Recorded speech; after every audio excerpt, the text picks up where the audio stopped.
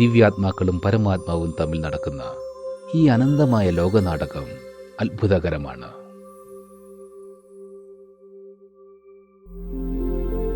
ബ്രഹ്മാണ്ടത്തിന്റെ രചയിതാവും ജനന മരണത്തിന്റെ നിയന്ത്രിതാവും എല്ലാ ആത്മാക്കളുടെയും പിതാവുമായ ഭഗവാൻ ശിവൻ ഈ വിശ്വനാടകത്തിന്റെ രഹസ്യം വെളിപ്പെടുത്തി.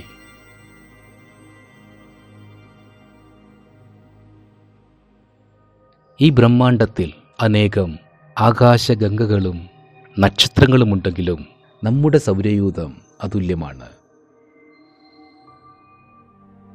അതിൽ മനുഷ്യജീവിതത്തിന് അനുയോജ്യമായ ഈ മനോഹരമായ ഗ്രഹത്തിൽ സൃഷ്ടിയുടെ ആരംഭത്തിൽ ഈ മുഴുവൻ ഭൂമിയും ഒരു ഭൂഖണ്ഡമായിരുന്നു. അത് ഭാരതത്തിൻ്റെ അവിഭാജ്യ ഭാഗമായിരുന്നു. ഇതായിരുന്നു ആ സ്വർഗം. ഇവിടെയാണ് ദേവീദേവതകൾ സഞ്ചരിച്ചിരുന്നത്. ഇതിനെ സത്യയുഗം, കൃതയുഗം, സ്വർണിമയുഗം എന്നും വിളിക്കാറുണ്ട്. ആ അതുല്യമായ സത്യയുഗത്തിൽ ഹരിതാഭമായ പുൽമേടുകൾ, സുന്ദര പുഷ്പങ്ങളാൽ നിറഞ്ഞ ഉദ്യാനങ്ങൾ, ഒപ്പം ദേവതകൾക്കായി അതിമനോഹരമായ കൊട്ടാരങ്ങളും ഉണ്ടായിരുന്നു.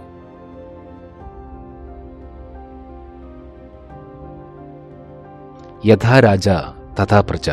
അവരുടെ ജീവിതശൈലിയും പരസ്പര ബന്ധങ്ങളും ആദർശപരമായിരുന്നു.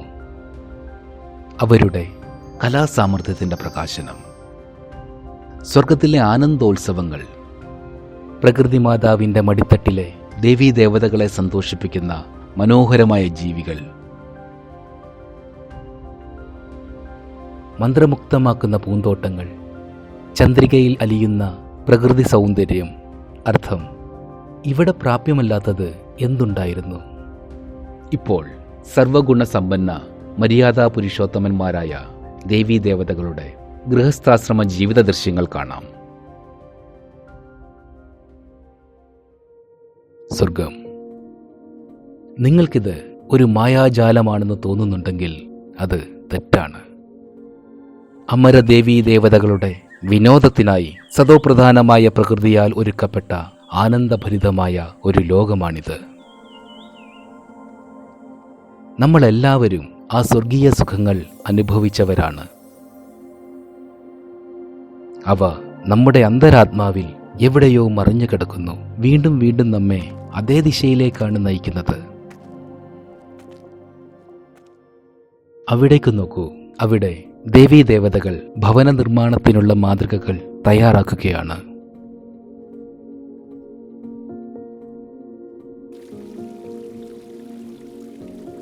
ആ കെട്ടിടങ്ങളെല്ലാം തന്നെ രാജകീയ പ്രൗഢിക്കായി സ്വർണ്ണക്കട്ടകളാൽ പ്രകൃതി സൗന്ദര്യത്തിൻ്റെ മടിത്തട്ടിൽ പണിതുയർത്തപ്പെട്ടവയാകുന്നു.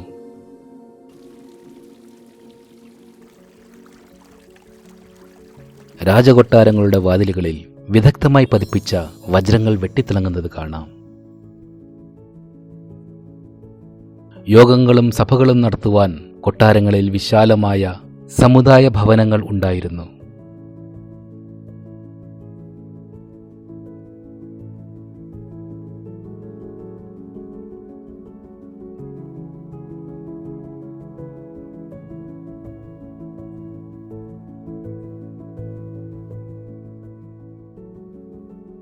എല്ലാ ദേവീദേവതകൾക്കും ഒരുമിച്ച് ഭക്ഷണം കഴിക്കുവാൻ ഒരുക്കിയിരിക്കുന്ന സ്വർണ്ണ കസേരകളാലും സ്വർണ്ണപാത്രങ്ങളാലും അലങ്കൃതമായ ഭക്ഷണശാല അത്യന്തം മനോഹരമാണ്.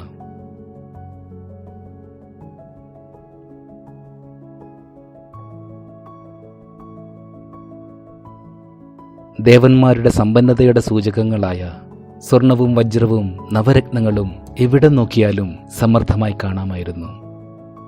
കൊട്ടാരത്തിലെ എല്ലാ മുറികളിലും സൂര്യപ്രകാശവും ശുദ്ധവായുവും യഥേഷ്ടം സഞ്ചരിക്കുന്ന വിധത്തിലാണ് രൂപകൽപ്പന ചെയ്തിരിക്കുന്നത്.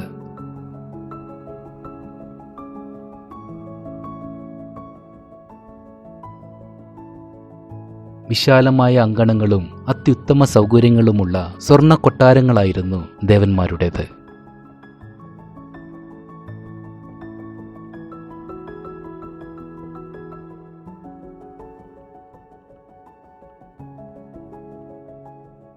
കൊട്ടാരങ്ങൾക്കുള്ളിൽ വിരിഞ്ഞ താമരകളാൽ അലങ്കൃതമായ ശുദ്ധ സ്നാനഗ്രഹങ്ങളും നീന്തൽക്കുളങ്ങളും ഉണ്ടായിരുന്നു.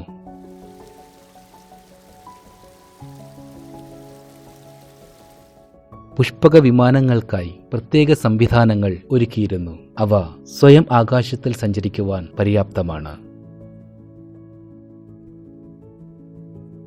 എല്ലാ പുഷ്പക വിമാനങ്ങളും ശുദ്ധ സ്വർണവും സംയുക്ത ലോഹങ്ങളും കൊണ്ട് നിർമ്മിക്കപ്പെട്ടവയാണ്. അവയെല്ലാം തന്നെ അണുശക്തിയാലും ഇച്ഛാശക്തിയാലും പ്രവർത്തിക്കുന്നവയായിരുന്നു. ശബ്ദവേഗത്തേക്കാൾ വേഗത്തിലവ സഞ്ചരിക്കുമായിരുന്നു. സ്വർഗത്തിൽ ദേവീദേവതകളുടെ എണ്ണം വളരെ കുറവാണ്. അതുകൊണ്ട് തന്നെ ഓരോ കൊട്ടാരവും ഡൽഹി നഗരത്തോളം വിശാലവും ആയിരുന്നു.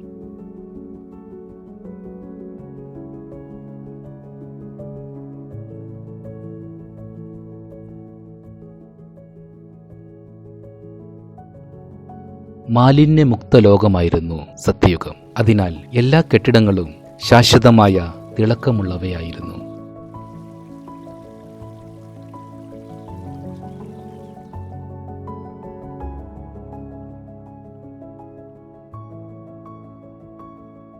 കൊട്ടാരങ്ങൾക്ക് ചുറ്റും മനോഹരങ്ങളായ പൂന്തോട്ടങ്ങൾ,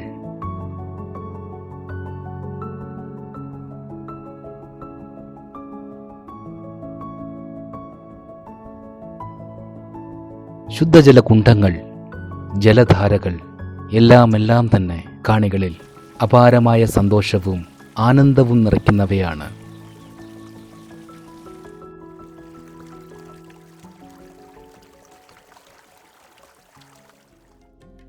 ജനഹൃദയങ്ങളിൽ ആധിപത്യം പുലർത്തിയിരുന്ന ദേവീദേവതകളുടെ സ്വർണസിംഹാസനങ്ങൾ രാജകീയ പ്രൗഢിയെ പ്രതിഫലിപ്പിച്ചിരുന്നു. സത്യയുഗത്തിൽ ദേവതകളുടെ വസ്ത്രധാരണം പൂർണ്ണമായും പരമ്പരാഗതവും സുസംസ്കൃതവും ഉന്നതവും അത്യന്തം ആകർഷകവും ആയിരുന്നു. ഓരോ സ്ഥലവും ഓരോ ആഘോഷവും വസ്ത്രങ്ങളാലും ആഭരണങ്ങളാലും വളരെ ഭംഗിയായി അലങ്കരിക്കപ്പെട്ടിരുന്നു.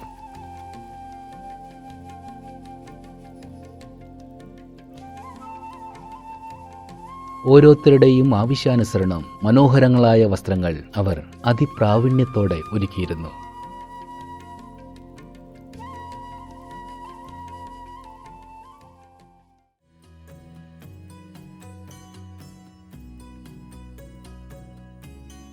സത്യയുഗത്തിൽ എല്ലാ ഇടപാടുകളും കുടുംബക്രമവും പരസ്പര വിനിമയ സംവിധാനം വഴിയായിരുന്നു.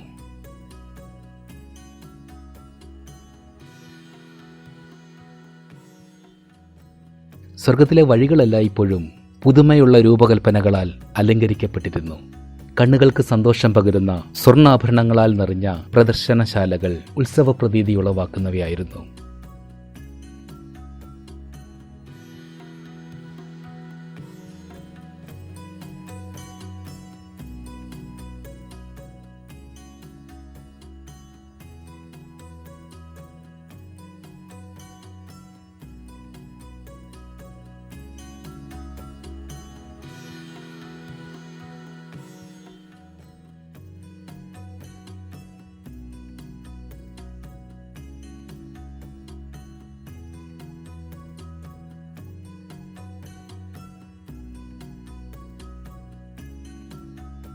ആഭരണങ്ങളെല്ലാം തന്നെ ശുദ്ധസ്വർണത്താൽ നിർമ്മിതവും വിലപിടിച്ച രത്നങ്ങളാൽ അലങ്കൃതവുമായിരുന്നു.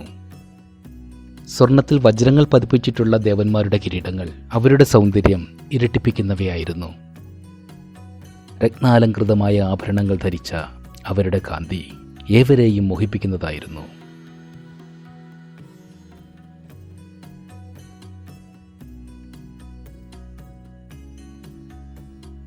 എല്ലാ ദേവീദേവതകളും സ്വതന്ത്ര ചിന്തകരായിരുന്നു.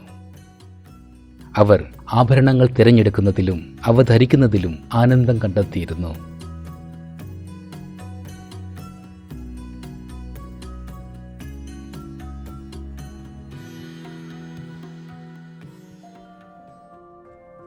വസ്ത്രങ്ങളുടെ അലങ്കാരത്തിലും അവർ പ്രത്യേകം ശ്രദ്ധ കൊടുത്തിരുന്നു.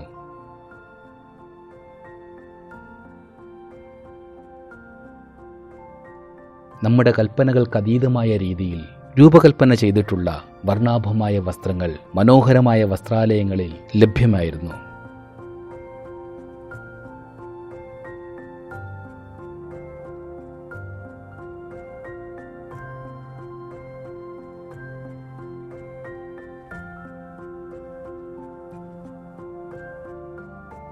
എല്ലാവർക്കും അനുയോജ്യമായ രീതിയിൽ അവർ അതെല്ലാം തന്നെ അണിയിച്ചൊരുക്കിയിരുന്നു. ദേവതകൾ അലങ്കാരപ്രിയരായിരുന്നു.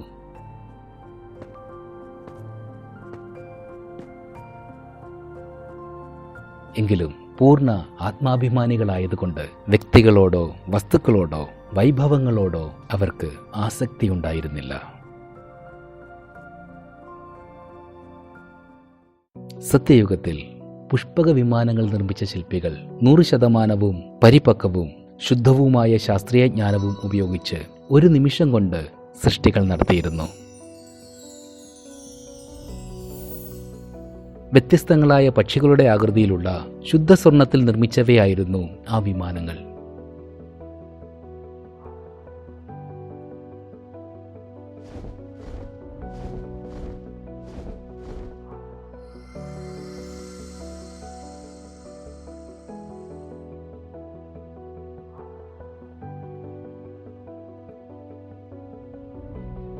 കുട്ടികൾ,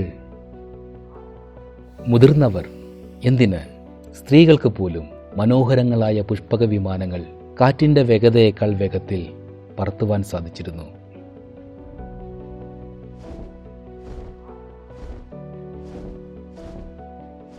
അവ ദേവതകളെ സുരക്ഷിതമായി ലക്ഷ്യസ്ഥാനങ്ങളിൽ എത്തിച്ചിരുന്നു. അപകട സാധ്യതകളൊന്നുമില്ലാത്ത പൂർണ്ണ സുരക്ഷിത വാഹനങ്ങളായിരുന്നു അവയോരോന്നും. ആവശ്യാനുസരണം ഒരാൾക്കോ 2 പേർക്കോ അതല്ല കുടുംബസമേതമോ ഒരുമിച്ച് യാത്ര ചെയ്യാവുന്ന രീതിയിലാണ് അവയെല്ലാം രൂപകൽപ്പന ചെയ്തിരുന്നത്. അവിടെ ടെലഫോണിൻ്റെ ആവശ്യമില്ലായിരുന്നു. ശബ്ദത്തിനേക്കാൾ വേഗത്തിൽ ലക്ഷ്യസ്ഥാനത്തെത്തുവാൻ അവർക്ക് സാധിച്ചിരുന്നു. സ്വർഗത്തിൽ ഓരോ വസ്തുവിലും കലാത്മകതയുണ്ടായിരുന്നു.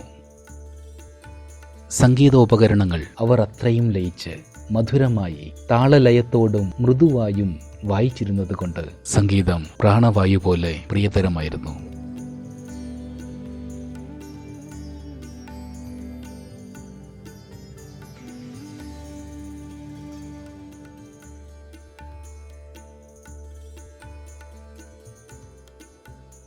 പ്രകൃതിയും പക്ഷിമൃഗാദികളും ആത്മാവിന് ശാന്തി നൽകുന്ന സംഗീതത്താലും ദേവന്മാരുടെ സ്വാഭാവിക നടനത്താലും ആനന്ദമനുഭവിച്ചിരുന്നു.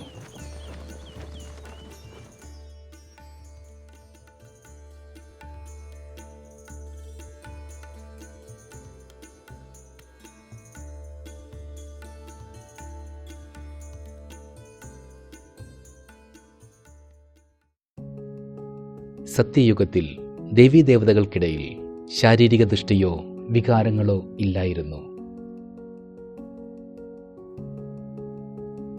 അതിനാൽ അവിടെയുള്ള കുട്ടികൾ യോഗശക്തിയാൽ ജനിക്കപ്പെട്ട പവിത്ര പുഷ്പങ്ങളായിരുന്നു.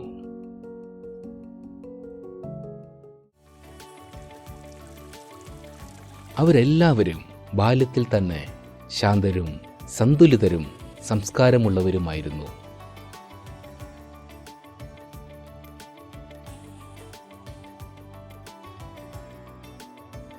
സന്ധ്യാസമയങ്ങളിൽ അവർ സ്വർണ്ണ ഊഞ്ഞാലുകളിൽ ഊഞ്ഞാലാടുകയും ഉദ്യാനങ്ങളിൽ പുഷ്പഗോളങ്ങൾ കൊണ്ട് കളിക്കുകയും ചെയ്തിരുന്നു.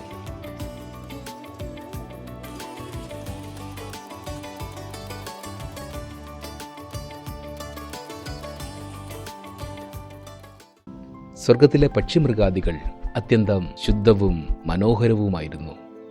അവർ ദേവതകളെ സന്തോഷിപ്പിച്ചിരുന്നു.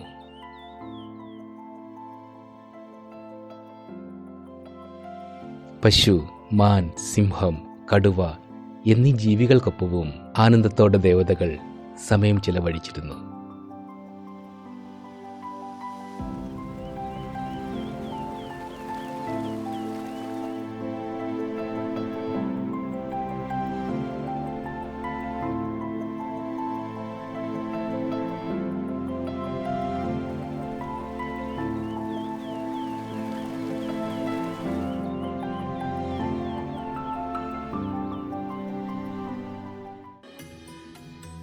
സത്യയുഗത്തിൽ ദേവന്മാരുടെ പഠനവും കളി പോലെ ചിത്രങ്ങളിലൂടെ നടന്നിരുന്നു.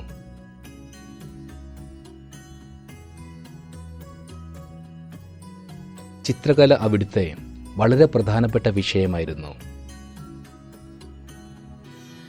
പ്രകൃതി സൗന്ദര്യം, ദേവന്മാരുടെ ചിത്രങ്ങൾ എന്നിവ കുട്ടികളും മുതിർന്നവരും ഒരുമിച്ച് സ്വാഭാവിക നിറങ്ങൾ ഉപയോഗിച്ച് വരയ്ക്കാറുണ്ടായിരുന്നു.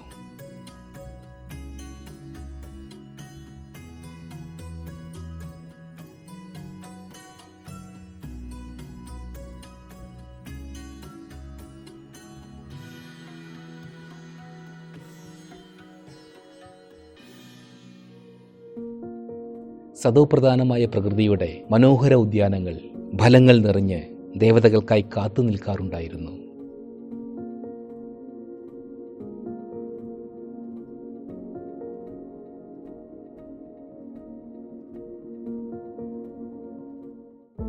കുട്ടികൾക്ക് പോലും പഴങ്ങൾ അനായാസേന പറിച്ചെടുക്കുവാൻ സാധിച്ചിരുന്നു.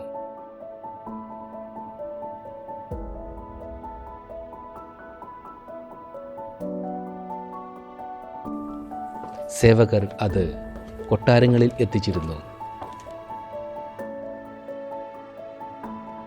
ആ പഴങ്ങൾക്കെല്ലാം തന്നെ പ്രത്യേകം ഗുണങ്ങളുണ്ടായിരുന്നു. വ്യത്യസ്തങ്ങളായ പഴങ്ങൾ വ്യത്യസ്തങ്ങളായ രുചികളും പ്രദാനം ചെയ്തിരുന്നു.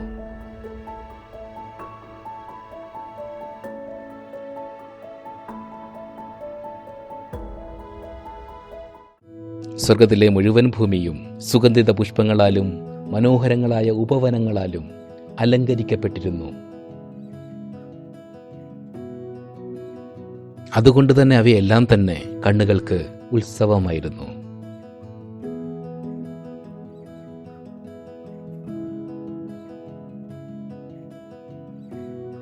പ്രകൃതി സതോപ്രധാനമായത് കാരണം ഉദ്യാനങ്ങളിലെ പൂക്കൾ ഉന്നത ഗുണമേന്മയുള്ളതും സുഗന്ധം നിറഞ്ഞവയുമായിരുന്നു.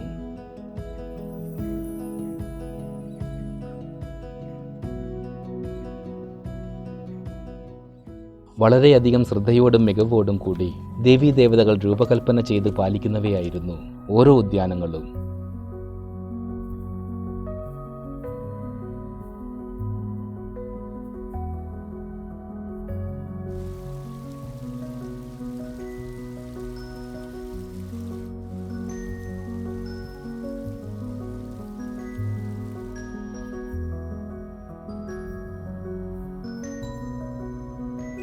പ്രത്യേക അവസരങ്ങളിൽ അവർ ഒറ്റയ്ക്കും രാജപരിവാരത്തോടൊപ്പവും ആനന്ദത്തിനും ഉല്ലാസത്തിനുമായി ഉദ്യാനങ്ങളിലേക്ക് പോകുമായിരുന്നു.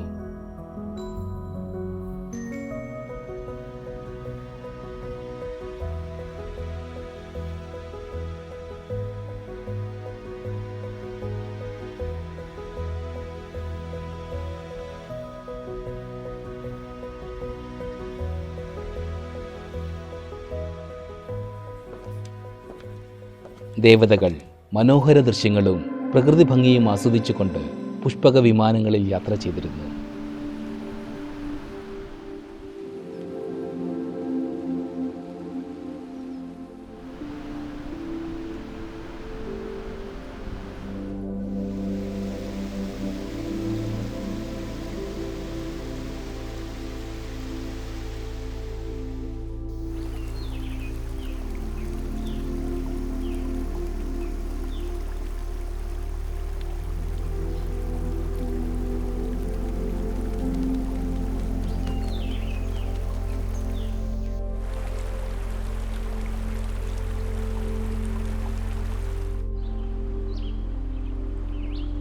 ഇന്ന് നമ്മൾ കാണുന്ന അമേരിക്ക പോലുള്ള ഭൂഖണ്ഡങ്ങൾ ദേവന്മാർക്ക് വിനോദസഞ്ചാര കേന്ദ്രങ്ങളായിരുന്നു. അവിടുത്തെ ആഴമേറിയ തടാകങ്ങളിൽ അവർ കൂട്ടുകാർക്കൊപ്പം ആനന്ദത്തോടെ നീന്തിയിരുന്നു.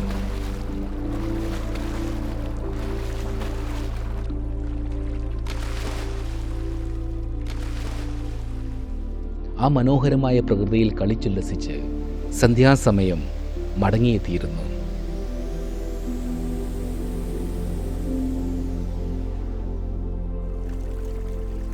പകൽ സ്വർഗത്തിലെ കൊട്ടാരങ്ങൾ സൂര്യരശ്മികളേറ്റ് വർണ്ണോജ്വലമാക്കുമായിരുന്നു. രാത്രിയിൽ രത്നം പതിപ്പിച്ച കൊട്ടാരങ്ങളും അവയുടെ വാതിലുകളും മതിലുകളിലെ വർണ്ണവജ്രങ്ങളും ചന്ദ്രപ്രകാശം പ്രതിഫലിപ്പിച്ച് പ്രകാശം പടർത്തി.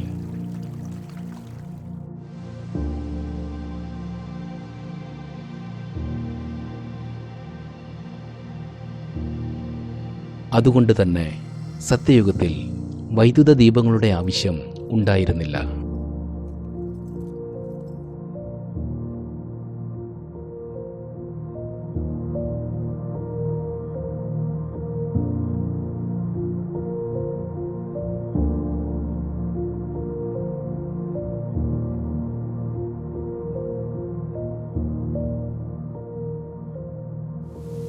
തണുത്ത ജലത്തുള്ളികൾ ചിതറിക്കുന്ന ജലധാരകൾ അത്ഭുതകരമായ ആനന്ദാനുഭവം പകരുന്നതാണ്.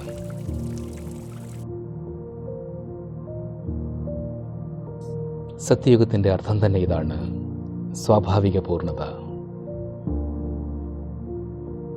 പൂർണ്ണചന്ദ്രന്റെ പ്രകാശധാരയിൽ ദേവീദേവതകളുടെ പ്രഭ പൂർണ്ണചന്ദ്രന് സമമായിരുന്നു.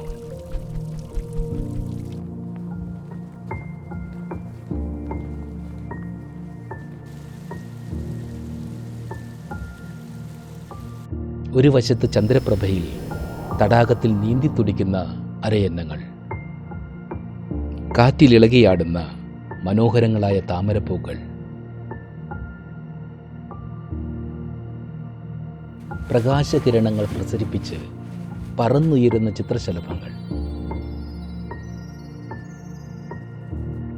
മറുവശത്ത് മധുരമായ പുല്ലാങ്കുഴൽ നാദത്തിൽ അലിഞ്ഞു ചേർന്ന ദേവഗണങ്ങളും പക്ഷിമൃഗാദികളും.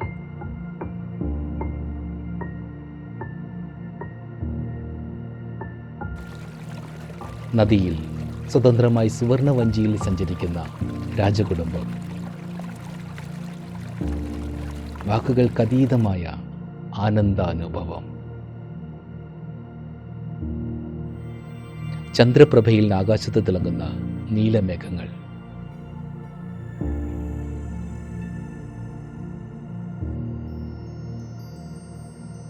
ശാന്തമായ വനപ്രദേശങ്ങൾ.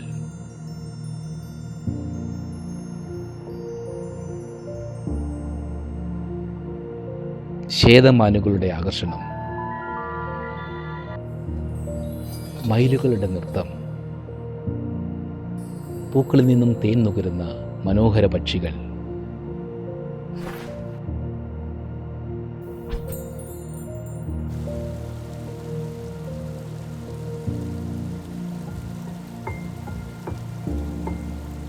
ആയിരക്കണക്കിന് ദീപങ്ങളുടെ പ്രകാശം പരത്തുന്ന അതിസുന്ദരമായ വെള്ളച്ചാട്ടങ്ങൾ കാണുമ്പോൾ ഈ നിമിഷത്തിലാണ് ജീവിതം എന്ന തോന്നൽ ഉണ്ടാകുന്നു.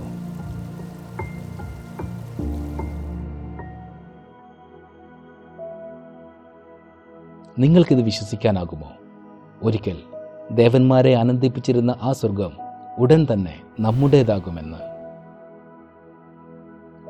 എന്നാൽ ഇത് സത്യമാണ്. സ്വർഗം രചിച്ചത് ആരാണ്? പ്രകൃതി മാതാവിൻ്റെ മടിത്തട്ടിൽ ദേവീ ദേവതകൾക്ക് ആരാണ് സമൃദ്ധമായ ജീവിതം നൽകിയത്? ആ ദേവതകൾ ആരായിരുന്നു? അനന്തമായ സ്വർഗീയ സുഖങ്ങൾ അനുഭവിച്ച അവർ ആരായിരുന്നു? ദേവതകൾക്ക് ആ പവിത്രമായ സമ്പത്ത് ലഭിച്ചതെവിടെ നിന്നാണ്? ഏത് സാധനയിലൂടെയാണ് അവരിതൊക്കെ പ്രാപ്തമാക്കിയത്? സീമാതീതമായ ആനന്ദത്തിൻ്റെ അനുഭവം നൽകുന്ന ആ സ്വർഗത്തിൻ്റെ പുനഃസ്ഥാപനയിൽ നമ്മുടെ പങ്കെന്താണ്? ഇത്തരം അനവധി രഹസ്യങ്ങളുമായി വീണ്ടും കണ്ടുമുട്ടാം എന്ന പ്രതീക്ഷയിൽ ഓം ശാന്തി. നന്ദി, നമസ്കാരം.